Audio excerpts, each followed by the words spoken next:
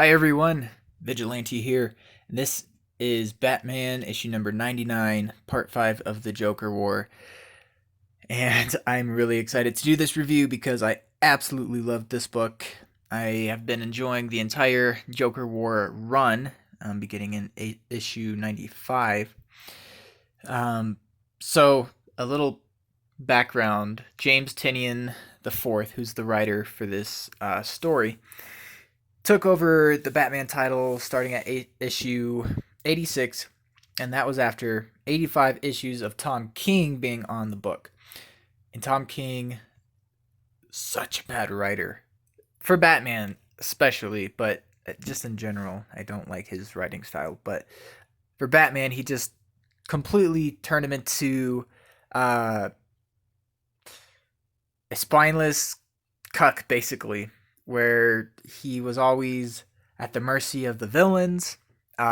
He was always an emotional wreck, and there was all the drama with the wedding with Catwoman, and it just was such a bad run. And I only read like 3 issues of it when the wedding with Catwoman didn't end up happening, even though they were like, "Oh, it's happening this time." Oh yeah, no, it didn't. It didn't happen. Um, anyway, Tom King was supposed to have 100 issues in his run, but it got cut short because you know what? Crap doesn't sell. So if you're going to be writing crap, then you're going to get kicked off a book, or at least that's how it should be. Over at Marvel, they tend to let the crap just be rebooted over and over again, but that's not really that's a video for another time, I guess. Anyway, so Tinian came on, and he has been correcting this ship since issue 86, and this is definitely, it's like every issue just gets better and better and better, and so he's going like, um, up and up and up, and I don't know where the um, apex will be of that, but I'm definitely along for the ride. This is good stuff. So right off the bat, this is a great cover by Jorge Jimenez, and he was the main artist for Super Sons, and that's where I kind of know him from. Also on the Superman title with Peter J. Tomasi, and then he did some issues of Justice League. He was like the one of, I would say, like 3 different artists that would write on that book, or write draw for that book. And I don't know how long he'll be on Batman, but I'm hoping it's a while because his art is getting really, really good. It used to have more of like a manga type flair to it, which it still kind of does, but he's refined it more, and it looks more like an American comic book style, just very unique, and I think it looks great. So yeah, right off the bat, we got Nightwing, the first Robin, the final ally. And that's another backstory. Nightwing, for the past 2 years, has been brain damaged and has been operating as Rick Grayson because all of his memories of Dick Grayson were erased, and so that just finally got solved in issue number 74 of Nightwing, which I also picked up, and that would make a good review as well. But anyway, so Dick Grayson is finally back from being Rick Grayson, and this is kind of the first issue where we see him and Batman interacting after he gets his memories back. So it starts off with Joker talking about how Gotham City has really always been his city, even though Batman has, thought it was his. And I actually I thought it was quite a lot of talking for the beginning, and so I really just enjoyed the art. We've got like a Joker mobile here, and all of Gotham is on fire. We see Clown Hunter here, and we're not sure who Clown Hunter is yet. There's speculation that it's Damian Wayne since he kind of quit being Robin, but he's actually going around and killing Joker's goonies. So that's who that is, and then of course Joker's here, and it's a lot of monologuing, really. So if if a comic book gets too wordy, if the art is good, it makes up for that. And I mean, this is some fantastic art. And it kind of, I mean, does this look familiar to you? Because it kind of looks familiar to me. This kind of looks like those Black Lives Matter riots going on right now. And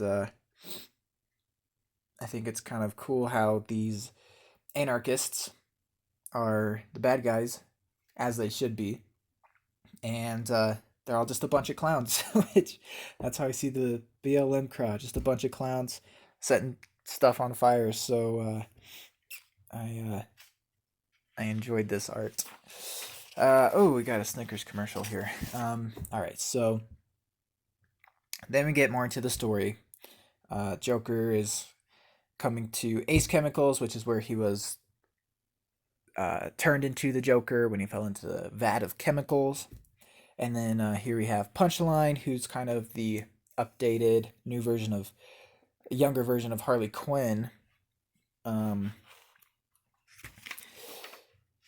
And so he's talking about his plans and everything, and setting up, because next issue, Batman 100, is going to be, I think, the final chapter of the main Joker War storyline. So this is kind of setting up everything that I'm sure will happen in issue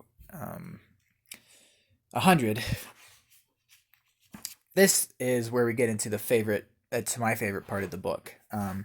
Batman has assembled the entire, or close to the entire Bat family to fight this threat.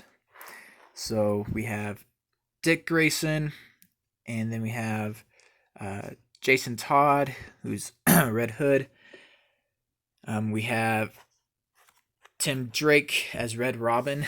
And for like the past year, he's been called Drake in Young Justice, because that's what Brian Michael Bendis decided was a cool name. Drake. It's like, yeah, well, first of all, okay, that's literally his last name, and I guess Drake is supposed to be like one of the most dangerous birds, but it's also it's also what you call a male duck. So I don't know what Bendis is thinking. I never know what Bendis is thinking because he's so wacky. Yeah. Anyway, moving on, we have Batgirl, Barbara Gordon. I'm not sure the orphan's real name. We got, I think, Luke Fox as Signal. We have Harley Quinn, and then Stephanie Brown as the spoiler. So anyway, again, the art is so good, and it's really cool to see all these characters here. So Batman is kind of telling him the plan, and assigning the different members of the Bat family to different missions, and they're gonna basically, try to take the city back from the Joker. And again, just Batman on top of this building, looking so cool. So this part was pretty neat too. So they're talking over the plan, and I guess Joker predicted that Batman would try to get the Bat family back together, so he sent one of his goonies to blow them all up with a bazooka. And so he launches the rocket, and Batman knows it's coming, and he flings this batarang backwards and blows up the rocket in midair. Just this is what we've been missing from Batman, especially in this title. Batman has still been really cool in Detective Comics, in my opinion. I will admit some of the stories get a little slow, even though it's by Peter J. Tomasi, who is my favorite writer currently. But it's just cool to see Batman being Batman again in the Batman comic book. Dang. This was um, also really funny how we got so Harley Quinn um, is part of this team now because she, of course, used to be Joker's girlfriend, and then they broke up, and so she hates Joker now. So I guess enemy of my enemy is my friend. So she's helping out Batman and the Bat family, and uh, Tim Drake kind of makes fun of her and is like, "I think somebody needs to go back to Arkham." And then Harley Quinn snaps and says, "Nobody asked your opinion, Duck Boy." And he's like, "Duck Boy." And I think that's a pretty clear jab at the stupid, stupid name that Bendis decided on for Tim Drake. The Drake. Or maybe it was just Drake. And the other thing that was really confusing is it was like the D was drawn kind of weird. And so it almost looked like an R. So I was like, Rake? What? But it's Drake. I don't know. I'm glad he's back to being Red Robin. That's he's been Red Robin since the New 52, I think, or maybe even before that. And that's how they differentiate him from Damian Wayne, who's just Robin. So I don't know if at some point he'll get just the regular Robin mantle back because Damian Wayne left it. I don't really know. So then, oh, this is kind of cool. This is advertising for Detective Comics 1027, and it's showing you all these characters who've made their first appearances in the pages of Detective Comics and when that happened, what issue. And it'd be cool if they actually did like real trading cards or whatever that you could get, but it's all online, so you can go check that out at dc.com, apparently dccomics.com. Anyway, now this was the best story moment in this issue. So Dick and Batman are talking. The rest of the team has left to go do their assignments, and Dick still has on his costume from when he was Rick Grayson, and then he was like being mind controlled by the Joker for like 2 issues. So he still has on that costume, and so Batman says, "Dick, I think it might be time for a change of clothes." And he pulls out the old Nightwing costume. And I was like, yeah, boy, let's go. I love it. And so Bruce says, "It's good to have you back." And Dick Grayson says, "You too." And man, that just hit me because for 2 years, Batman has been this oh gosh, weak, like I said, spineless cuck who just got walked over in every issue. And Dick Grayson hasn't been Dick Grayson, he's been Rick Grayson, and has done all that. Like, he's tried to make a new identity for himself and has left like the Bat family and Batman and all that behind, and has done all this trying to find himself. And it's like, no, bring it back to what your fans know and love. Bruce Wayne being a bad A, you know what I mean? And Dick Grayson being Dick Grayson and being Nightwing and being awesome. So that just was a really cool moment right here. Just like these 3 panels. So good.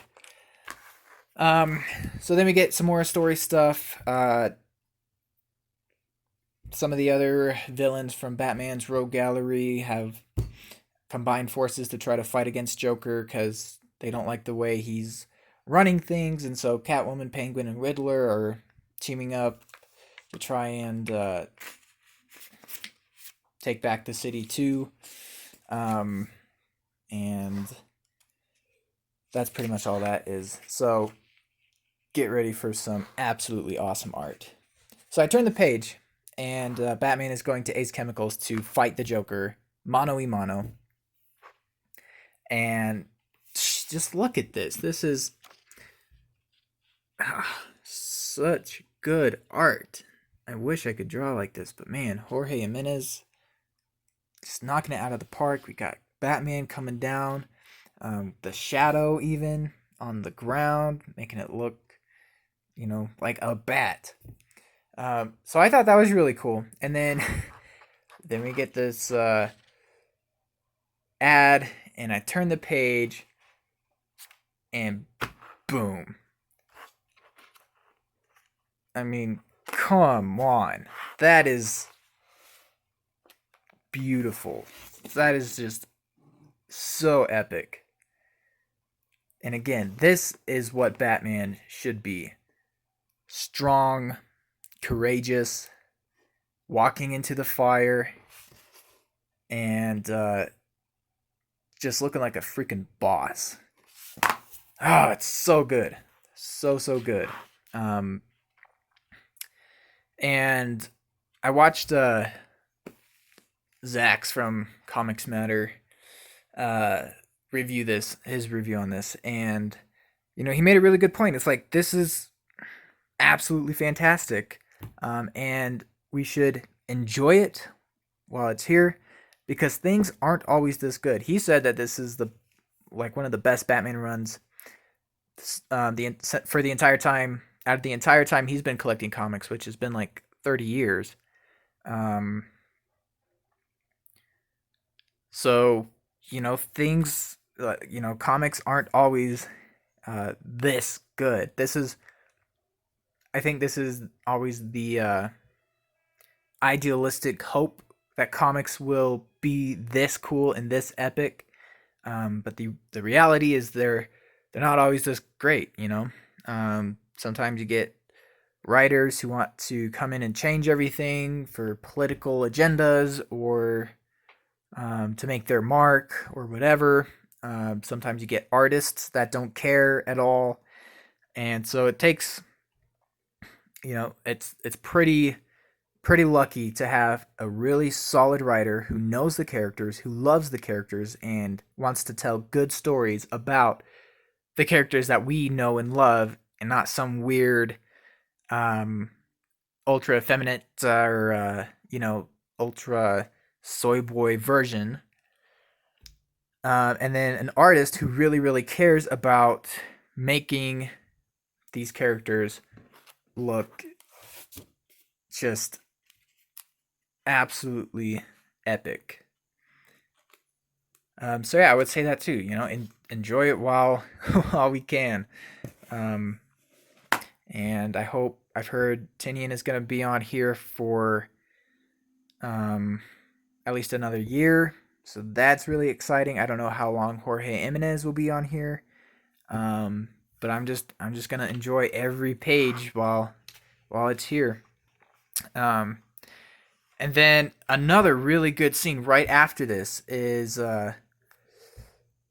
Harley Quinn meets up with Batman at Ace Chemicals, even though, that wasn't part of the plan. And she's like, I'm just going to kill him, because if you let him go, he's going to keep doing all the things that he's been doing. He's going to keep killing people, and I'm just finally going to put an end to it. And Batman is just like, no, that's not happening. And it's like, yes, finally, in charge man putting his foot down is like, no, that's not how this is going to go down. And there's nothing you can do about it. I'm not going to let you kill the Joker, no matter how much I would like to see him dead. That's not our way. And it's so cool to he just walks away. They're having a standoff, and he's like, no, and he just turns and walks away, and Harley Quinn can't do anything about it. That's awesome. And so we get Joker has resurrected the dead, and so we get Alfred here, who of course has been killed off by Tom King. And It's actually made for a pretty interesting, like it's an interesting story tool. Not that Tom King would have made it this interesting. It's because James Tynion came on and actually did something with it. That it's been actually somewhat interesting and has worked. And so the final page here, Joker is in the costume that I think Alfred and Lucius Fox made for when Batman didn't need to be the Dark Knight anymore. He could be more of a, I don't know, a white knight. There is a comic series, by the way, no relation. Anyway, so Joker has apparently confiscated that suit, and anyway, it seems like we're pretty much ready for the big showdown in issue 100. Next, 100 punches, 100 laughs, 100 deadly moments. Next month, Joker War reaches its bloody conclusion in Batman number 100. So I will definitely be buying that, and looking forward to reading more of this awesome run by this awesome writer, and looking at art by this awesome artist. So if you have any inclination whatsoever to read a good comic book, I would highly recommend this one, and really all of Tynion's run I've heard is good. I've only read issues 95 through this one, 99. But I think 95 is a good place to start. I would like to read the rest of his run, but it's kind of expensive to go back and buy all those now. But I will see. Probably at some point I'll get them. Anyway, highly recommend this to anyone interested in reading a good comic book or just reading a good story in general. I mean, this is solid storytelling, and I could see this becoming an animated, being turned into one of those animated movies, or seeing some characters in the CW being based off of characters in here.